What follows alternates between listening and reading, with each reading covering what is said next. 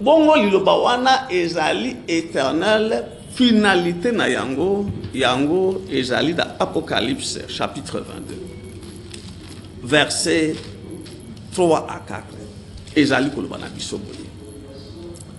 Il n'aura plus de malédiction. Le trône de Dieu et de l'agneau sera dans la cité et ses serviteurs lui rendront un culte. Ils verront son visage.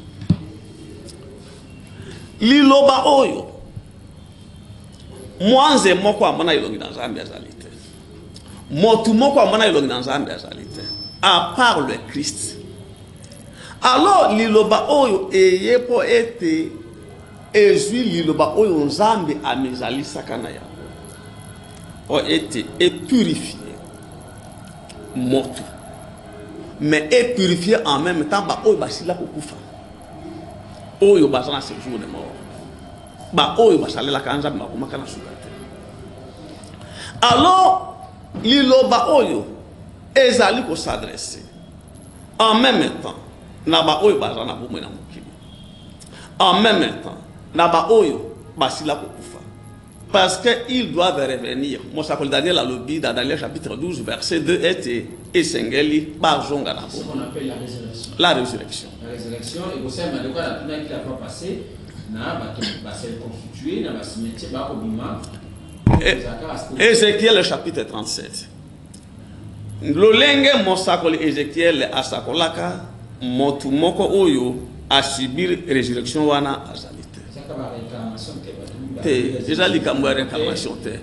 Yoka likambo yo, c'est au-dessus de l'intelligence des hommes. Mosakoli Ézéchiel alobaki ponatina na bamikuwa oyo esengeli liloba esakola milikona yango. Bongo yango esangani. Pe liloba esakola mpo ete ezwa misuni. Liloba esakola mpo ete ezwa misisa. Liloba esakola mpo ete ezwa molimo pe ebika. Alors, bah, oh, bah, koufa. Si le monde a existé il y a des millions d'années, je ne sais pas. Mais bah, parmi bah, oh, bah, koufa. Oh, on Zambie a connu mon plan. S'il c'est des millions ou des milliards d'années, bah, on va c'est quoi? Parce que la parole va reconstituer leur poussière. Ça se fait pas déjà? Poussière oyo ezali na ya bomo ina bango. Liloba oyo yango ezali ko reconstituer poussière ya bomo ina bango. C'est là papa Zinga. C'est important. On n'est pas encore arrivé à cette résurrection là. Mais la parole de cette résurrection est celle que vous entendez, qui vient des cieux, de la part du Seigneur. Alors liloba oyo yango eko reconstituer bango en tant que poussière pour être bazonga na bomoi. Alors bakozonga pour être bamimonisa na bato, ils vont témoigner bakozwa liloba oyo. Mais pendant 7 jours bango bakomata. Et nul dans le séjour des morts ne peut monter dans le ciel s'il n'écoute cette parole et s'il ne revient na bomo pour être à katola liloba. Alors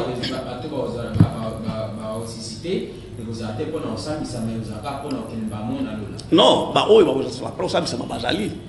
Daniel chapitre 12 verset 2. Et ça va quand même aller. Bah oh bah mon sou bah bango ba mais likambo ba bisa biote liloba e po na ko e po na ko biksa mokili e po na ko juger mokili te, mais c'est ça, ils seront jugés. Alors liloba oyo pona ba oyo basila ko kufa, la parole éternelle yango déjà na nguya ya ko sala résurrection wana.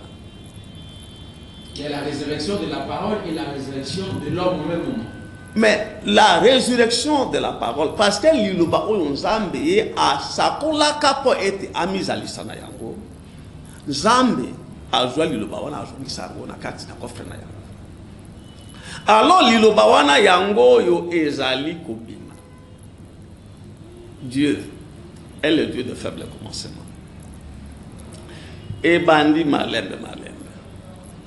Et kino ekokoma na suka na yango. Alors, non, écoutez, Papa Nzinga, les 10 commandements restent. Mais Dieu ajoute chaque jour un commandement auquel il faut obéir. Alors, liloba oyo, liloba éternel yangonde ekolongola ba oyo bakufa bazana lieu de repos. Apocalypse chapitre 6. Yangonde ekosukola bango po ete bango bakota na lola. Soki liloba oyo esukoli bango te bakota na lola te. Liloba oyo. Non, mais quand on est dans le lieu de repos, ça signifie quoi? Linkoloba ete motu azali déjà, il est dans l'amour de Dieu. Donc ba obandime le ba oyo me bakufi. Te. Motu andimi liloba oyo akufi azati. Ben, ce que yebi mutu angoto, le bate pasteur mutu andime la ki liloba oyo akufi. Motu andime liloba oyo abimi na libanda liloba oyo, il va mourir. Alors, Basantou. Non, écoutez, Papa Nzinga. Écoutez.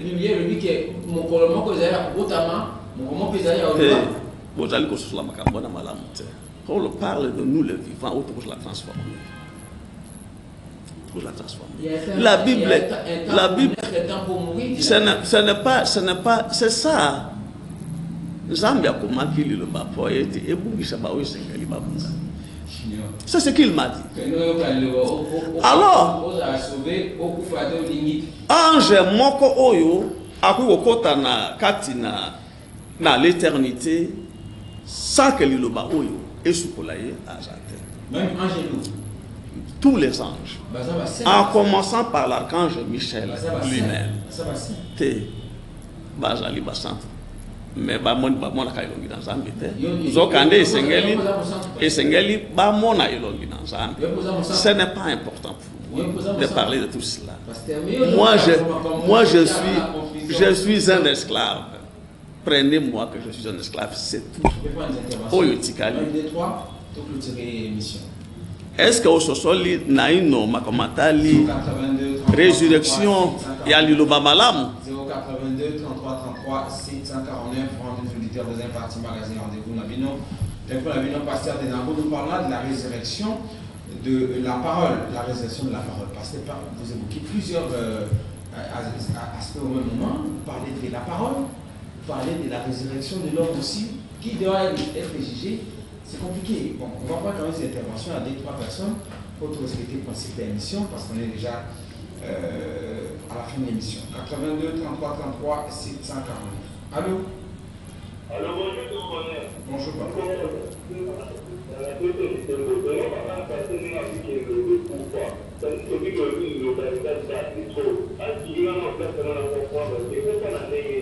Voilà.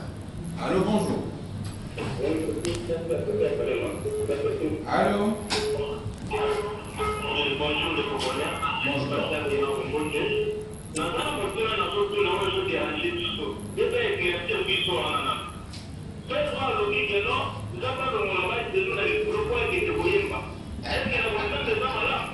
Merci.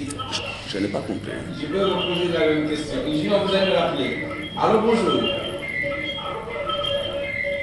82 33 33 749. Sauvez-nous si vous voulez que musique à la radio parce que vous avez vu passer vos place à la radio. Vous avez vu madame. Alors, oui, frère, mon père, oui, que nous avons le Angelo. Est-ce que non, cette affaire-là, ça ne concerne pas Dieu, ça ne me concerne pas. Allô, bonjour. Bonjour, le. Oui, pardon. Toujours pas aux entrées. Oui, mais c'est comme une émission passée. Après, la question, la chien, quand il aimait les mondes, a expliqué que ça fait expliquer sur le côté du travail. Merci. Merci beaucoup. Allô, bonjour, vous avez compris la question? Oui, j'ai compris. Bonjour, papa. Oui,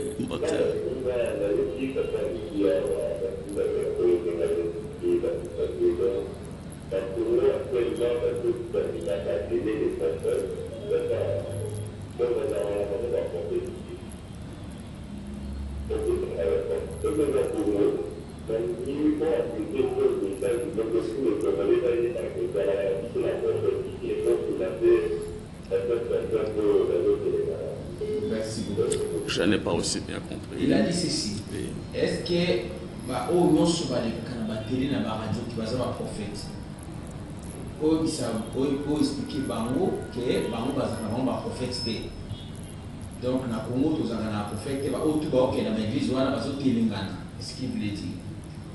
Allô?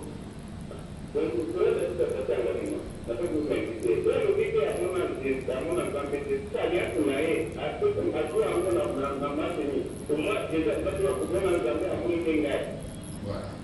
82, 33, 33, 749.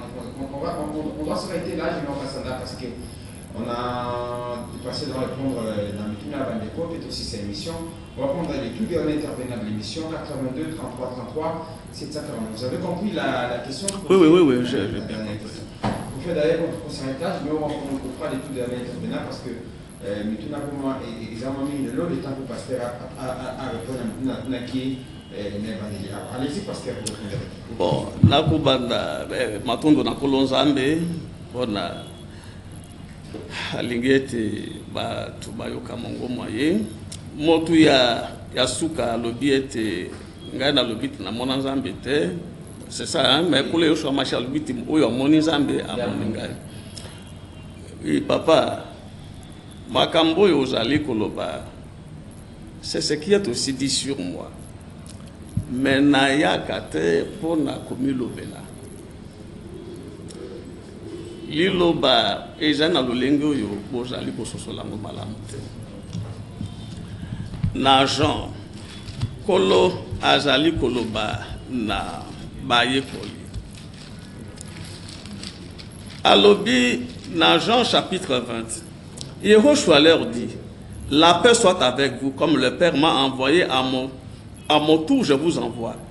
Ayant ainsi parlé, il souffla sur eux et leur dit: recevez l'Esprit Saint, ceux à qui vous remettrez les péchés, ils leur seront remis. Ceux à qui vous le retiendrez, ils leur seront retenus.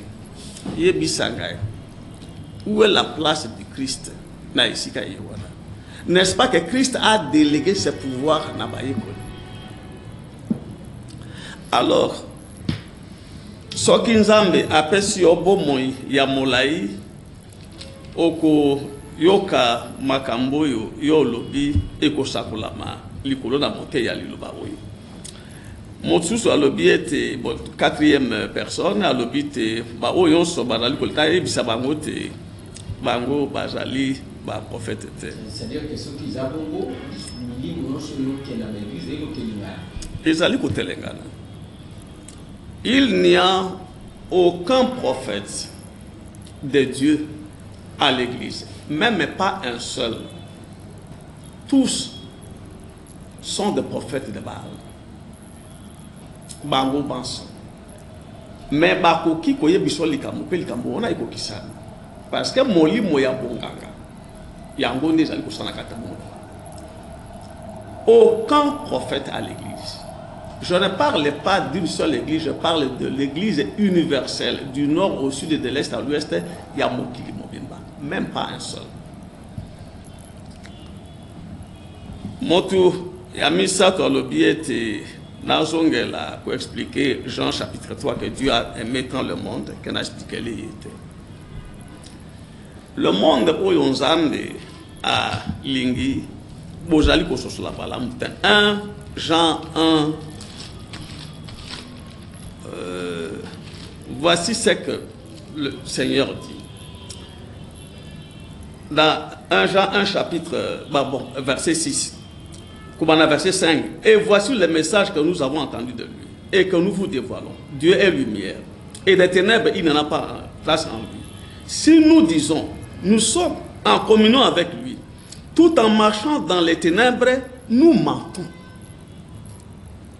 Ce que ozali kolobate ozala communion na nzambe, c'est-à-dire que nzambe abikisi yo tout ça, mais yo ozali kotambola na kati na molili ozali moto lokuta. Et nous ne faisons non, écoutez, et nous ne faisons pas la vérité. Parce que Christ dit dans Jean chapitre 17, alobi te bato ratiré bango na mokili. Mais si Jean alobi était mokili mingi après ça qui monaye, il s'agit de qui? Bato Éphésiens alobi était bango kombo na bango et komama déjà na kati na buku. Alors il dit dans verset 7, mais si nous marchons dans la lumière comme lui-même est dans la lumière, nous sommes en communion les uns avec les autres et le sang de Yahushua, son fils, nous purifie de tout péché. Donc, marcher dans la lumière, c'est la parole du temps. Psaume 119, verset 105. Liloba, Ezali, Pole, Liloba, Ezali, Mwinda. Mwinda wana Ezali, Liloba, Oyo, Yatango wana, Eye. Yangonde Ezali, Mwinda.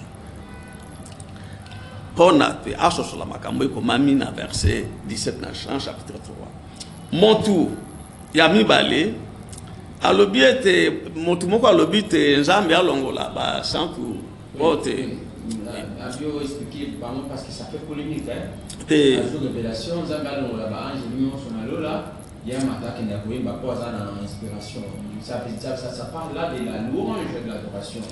Bon, déjà abordé aussi ezali ete Satana nde moto azali koloba na monoko ya moto motindo wana ba santo. Quand vous parlez des anges des saints tout ça vous yebi même hiérarchisation na bango ba santo bango nde nzambe akela bango pona machanzo. Alors, yomotu outa na mabele okende poète Zambia longola basantu poète yonde je ne sais pas ce que ça veut dire mais ce qui est vrai est ceci.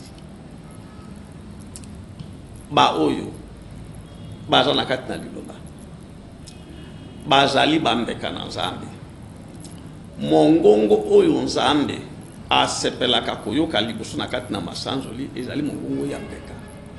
C'est pourquoi c'est ça, la mort du Christ. C'est pourquoi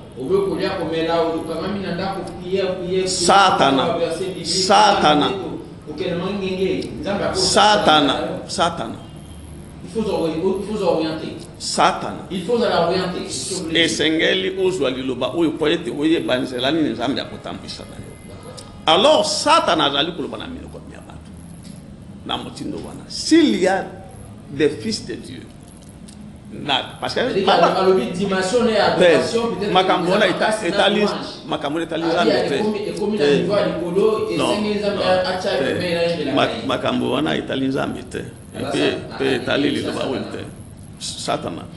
alors moto aliboso alobi ete liloba ekufaka ozokande liloba ezali Nzambe.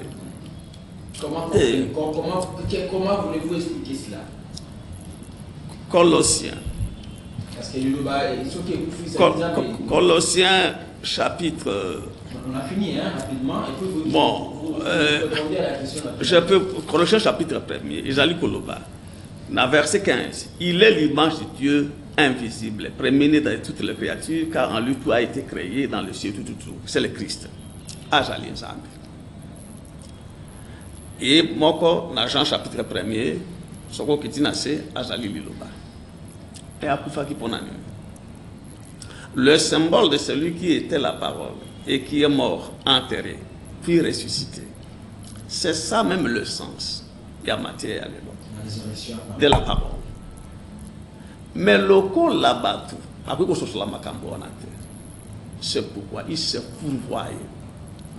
Pasteur de Nako, on a commis rapidement, après s'il y a le temple du Seigneur, le baïsat, le baluc, le baoui, les amis.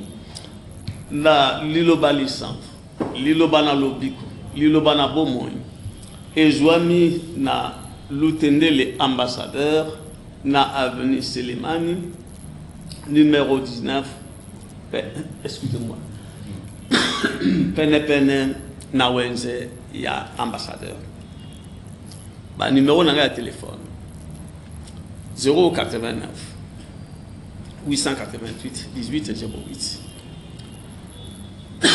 0900, excusez-moi, 0900 51 82 98. Zambie. 089, vous avez dit 089 888 18 08. 0900 51 82 98. Bongo. Naïnote. Bongo Ponamboka. Makambo ezali ete. Pardon, excusez-moi. Oui, il faut armer naïe et mataver Kisangani. Parce que Kounande ezali esika Nzambe tilibulu ya kufa. Et c'est après cela que l'événement va se produire. Ça va se passer comment? Kolo a yebidre dia kusala ya. Kolo asakoli bongo. Kenini. Akosuka. Simana événement wana. Voilà, Nzambe azala simuna lilobana ye pe apambola lilobana ye po ete ebo tambu manakati na mitema ya bana. Allez, rediffusion 20h, Junior Gassanda, merci à toute l'équipe qui nous accompagne toujours. Parce que nous ne sommes pas seuls. Sans nous, sans vous, sans ces gens-là, on ne peut pas produire par ici. Allez, portez-vous bien. Retrouvez-nous, si c'est petit peu à confesser votre chaîne YouTube juste après cette émission. Ça sera en direct sur YouTube. Allez, je vous remercie. À demain pour le 4e numéro. Nous allons recevoir un auteur.